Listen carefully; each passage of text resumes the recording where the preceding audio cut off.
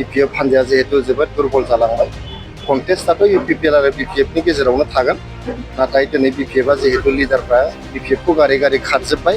BPFआव भबिष्यत गैला BPFनि नावआ गोदोबाय होननानै बे नावआव रावबो गाखोनो नागिरला BPFनि नावआव जाय गाखोगोन बेनो गोदोफागोन दैमायावहाय ओंखायनो दिनै BPFनि नावआव रावबो गाखोला आरो गावसिनि दैदेनगिरिफ्रानो जिहेतु BPFनि सायाव फोथायनाय गैला बेयाव इयुन गैला होननानै बिथांमोना गारना ओंखारखाजोब्बाय गतिके BPFजों आरो सोर थाबावो दा जिहेतु जोंनि मेन बिरोधि BPFआनो जिहेतु दुर्बल जालांबाय UPPLनि मोखाङाव आरो गुबुन रावबो बिरोधि गैला जोङो 40टा समस्तियाव मेक्सिमाम सिट देरहानानै 25निफ्रायबो बांसिन जोङो सिट देरहानानै हारसिङैनो जोङो 2025आव प्रमद बर' सारनि दैदेननायाव जों सरकार दानो थांगासिनो दं बिसोरखौ लानानै जोङो फैगौ बिसायख'थिनि मुङैहाय जोङो सावरायदों फैगौ बिसायख'थिनि बागै जिहेतु सेप्तेम्बर दाननि जोबथा हाथायाव जोंहा बिसायख'थिया जानो थांगासिनो दं दा जोंनि हानजानि जेसेबां प्रिपेरेसन्सफोर दङमोन इलेक्सन रिलेटेड बे प्रिपेरेसना जोबजोब्बाय नालाय जोङो BCDC चेयारमेन आरो मेम्बारफोरखौ लानानै दिनैहाय बे प्रिपेरेटरि मोनसे मिटिं लिंदों आरो जों जे दिनै फुरा रेडि जाबाय जोंनि गसाइगाव साब डिभिजन आरो परबतजरा साब डिभिजन जेसेबां BCDC चेयारमेन आरो मेम्बार दं बिथांमोनखौ लानानै दिनै बे मेलखौ जों खुंदों आरो जों मिथिनानै जोबोद गोजोननाय मोनदों जे दिनै चेयारमेन आरो मेम्बारफ्रा गामि गामि न'खर न'खर थांनानै जोंनि UPPL हान्जाखौ देरहाहोजोबनो थाखाय दिनै थांखि लादों आरो जोङो 6टा जे समस्ति दङ परबतजरा आरो गसाइगाव साब डिभिजनाव 6टायाव जोङो 6टाखौबो देरहानो थांगासिनो अल BTCआवहाय जोंहा जेरावबो मोजां UPPLआ जोबोद मोजां आरो BPF हान्जाया जिहेतु जोबोद दुर्बल जालांबाय कन्टेस्टआथ' UPPL आरो BPFनि गेजेरावनो थागोन नाथाय दिनै BPFआ जिहेतु लिडारफ्रा BPFखौ गारै गारै खारजोब्बाय BPFआव भबिष्यत गैला BPFनि नावआ गोदोबाय होननानै बे नावआव रावबो गाखोनो नागिरला BPFनि नावआव जाय गाखोगोन बेनो गोदोफागोन दैमायावहाय ओंखायनो दिनै BPFनि नावआव रावबो गाखोला आरो गावसिनि दैदेनगिरिफ्रानो जिहेतु BPFनि सायाव फोथायनाय गैला बेयाव इयुन गैला होननानै बिथांमोना गारना ओंखारखाजोब्बाय गतिके BPFजों आरो सोर थाबावो दा जिहेतु जोंनि मेन बिरोधि BPFआनो जिहेतु दुर्बल जालांबाय UPPLनि मोखाङाव आरो गुबुन रावबो बिरोधि गैला जोङो 40टा समस्तियाव मेक्सिमाम सिट देरहानानै 25निफ्रायबो बांसिन जोङो सिट देरहानानै हारसिङैनो जोङो 2025आव प्रमद बर' सारनि दैदेननायाव जों सरकार दानो थांगासिनो दं एलायन्सनि बाथ्राखौ जोङो बुंनो हानाय नङा एलायन्सनि बाथ्राखौ जोंनि दैदेनगिरिफ्रा सावरायगासिनो दङ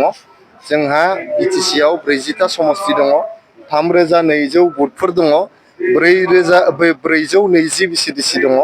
3200 बुथआव 420 BCDCआव आरो 40टा समस्तियावबो जोंनि साखाफाराया सोलिगासिनो दङ दा जोङो एलायन्सआ थागोन ना थाया बेखौ जोंनि दैदेनगिरिफ्रा थांखि लानानै जोंनो खोन्थाब्लानो जोङो इलेक्सननि थाखाय फुरा प्रिपेयार जानानै दं जोङो 40टा समस्तियावबो जोंना रेडि जोब गासिबो कर्मीफ्रा दिनैबो नोंथांमोना नुबाय BCDCफ्राबो रेडि जोबसै गतिके जोंनि दैदेनगिरिफ्रा सावरायनानै जुदि एलायन्सआ जुदि जायोब्ला जोङो बेसेबांथा सिटआव गेलेनांगौ बेखौ खोन्थाहरबानो जों बै सिटफ्राव जोङो रेडि जाजोबगोन आरो एलायन्सजों गेलेनाङा होननानै जुदि दैदेनगिरिफ्रा थांखि लायोब्ला बिनि थाखायबो जोङो रेडि जानानै दंखाजोबो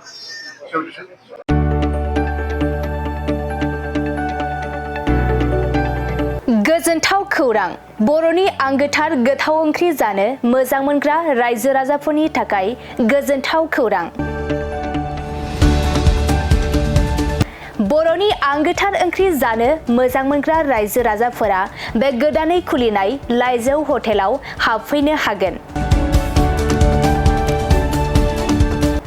जाखांफुहांनाय लाइमोन फालांगिरि गपेश बसुमतारिया अदालगुरिनि टंलायाव बेखेवदों बर'नि आंगोथार ओंख्रि मोनग्रा गंसे हटेल